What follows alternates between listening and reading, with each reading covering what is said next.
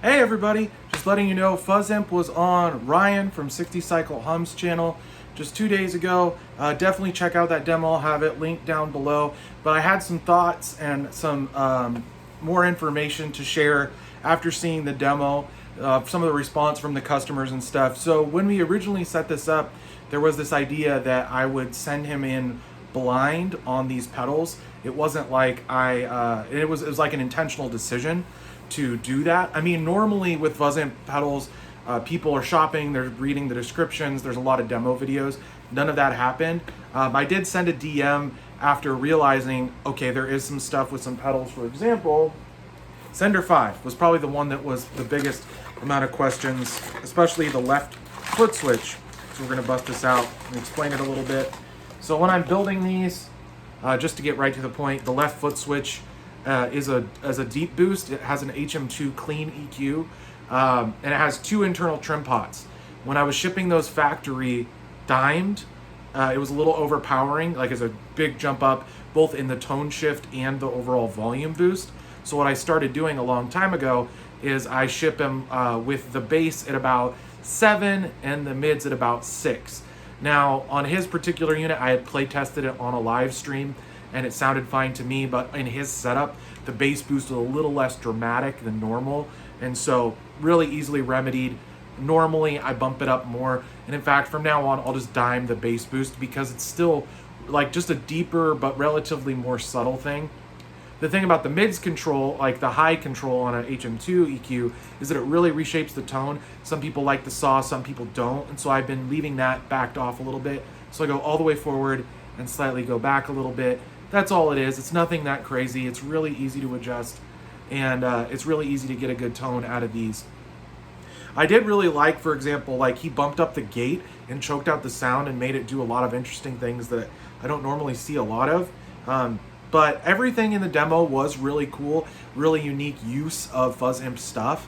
And I felt like he did a really good job on the demos. I had a feeling he would gravitate towards the Machina 2.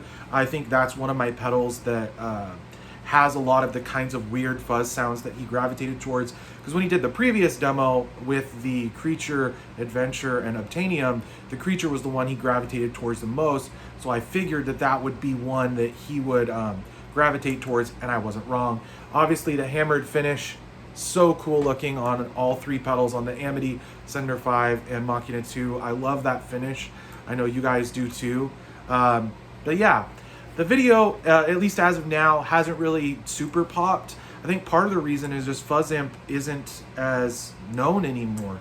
I used to spend a lot on advertising, be maybe a lot more on people's radars. I haven't worked with some of the same demo artists and people that I know. But it's definitely, I'm pushing hard, I'm working hard. In fact, I have a big inventory. I'm gonna have about 30 pedals in inventory ready to ship, which is a first for Fuzzimp. It's never been like that before. So things I'm shipping fast right now are Shroot, Echo Moon, obviously all the stuff from the demo. I prepped and got a lot of stuff ordered and a lot of stuff built in order to handle the kind of the spike I was expecting from that. But I'm just gonna keep working hard, working on demos, working on trying to promote stuff. For example, I got one of these JHS Not a Dumble pedals. I've been putting content out with that. I noticed that that was getting a lot of traction, and it is a fun pedal. This was cool. Check out the other video that I did recently showing how to assemble, and then I demoed it with a white Amity, and it sounded super cool. Run into the front of this Dumble pedal.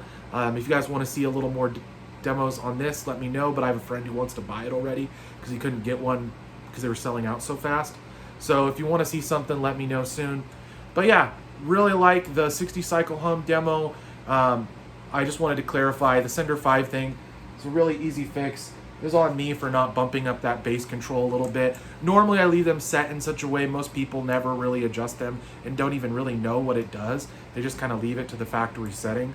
But it does have that functionality if you want to crack the back. Just be careful not to break the trim pot off. But yeah, a Sender 5, really good pedal. And yeah, that's kind of the state of things going into the summer. Gonna be really busy working and building, and hopefully making a lot of cool content. I feel like, I'm trying to really lean in. I'm using all the platforms. TikTok is the one I probably perform the worst on. Just it's hard to break through with gear content. You know, I try to come up with ideas that pop, but it's really not my speed. Try and get some more writing and performance videos in. I know that's one thing that I haven't been doing a lot of, is more produced stuff. My background before I did YouTube demos is I wrote a lot of original music and was a, like, you know, working solo musician and like studio guy. I had given serious thought into being a metal producer at one point. So that is kind of my wheelhouse. But with the company, it obviously takes priority, and it does take a toll. There's a lot of times I don't want to sit and play my guitars just for fun. Oh, also, you gotta love my my Esquire with the hot rails. I use this a lot. This is the bench guitar. We've also got the cool Mosrite Telly. 1 second. We've got this guy too that I've been using a lot. You guys seem to like this. But I figured I'd just do a quick update on the demo and at least clarify that. Amity is really good. And I really like the end section of this demo. So when you watch it, there's this end section where he's running one pedal into each amp, and it sounds really super cool. And I think you guys will really enjoy that video. And yeah, it was a good time. It was very exciting to be kind of on a more mainstream platform. The problem is that the algorithm doesn't seem to know who I am or care. And so it's maybe not popping off like it could have. And the last one did really super well.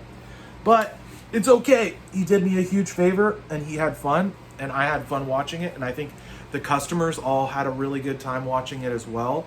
And I think that's the main takeaway from, you know, I have planned around this for months. Like, this was a huge deal for me to be ready. You know, the beginning of this year was really slow and tough sales-wise. A lot of people were kind of tightening up on budgets, and it seemed like pedals weren't really moving as much. And that's kind of been the trend this year. I mean, I can't control the economy, but what I can do is work really hard. And like I said, I'm doing everything I can to make sure that everything I'm selling is, if it's not outright in stock, ready to ship, I have all the cases, all the knobs, all the parts. I just got in a huge order of parts so that I have plenty extra, even beyond what I need. I have another case order coming in with more hammered and hammered Sender 5 and Amity pedals. So I have lots of Amity pedals in white and hammered, lots of Machina 2s ready to go. I have to build a few more of them, but I have more than 10 cases beyond what I need in stock, which is really good. Those take forever to get.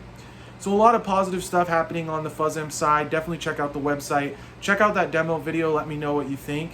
And we'll catch you soon. I'm always on Instagram going live, available in DMs. And I love hearing from you guys and seeing your clips. Big thank you also to people like David Greer, Drew Creel, Ryan Ellis. These guys have been posting up demos, and that stuff goes a really long ways. I mean, I can only do what I can do, and I used to love making a lot of demos, but I feel like I've just kind of hit a wall with my own demos, my own production style. In this current space, like I have the garage and I'll throw the phone audio up, and upstairs I have the studio, but it's just not as creatively inspiring. I used to have a dedicated room with a bunch of amps, and that was a lot more of a vibe. I do have a cool new tube amp that I showed, the one that my neighbor gave me, my VHT Ultra Special Head and 212 cab. I need to get the space cleared out upstairs in the small room to mic that up and use that more. I love using a tube amp for pedal demos, so that's on my list of things to do. I still want to collect more tellies this year, and I want to develop more pedal designs. Obviously, with the tariff thing, developing and prototyping boards is quite expensive, so there's maybe not going to be as much of that as I usually would. But Amity is very good. I feel like it's super underrated in the lineup. It's the newest pedal, so I'm talking about it a lot. I really feel like it competes with so many other things that are priced way higher. It's meant to be an answer to the Brown Protein, King of Tone, the Dualist, these dual channels. Sometimes it's Bluesbreaker, sometimes it's other things. Like, it's not that. It's got its own two things. It's got the new Obtainium on the left side, and Modded Nobles on the right. It's a super powerful, super good pedal. So anyway, I hope you guys enjoy this video, and drop a comment, check out those demos, and we'll see you on the next one.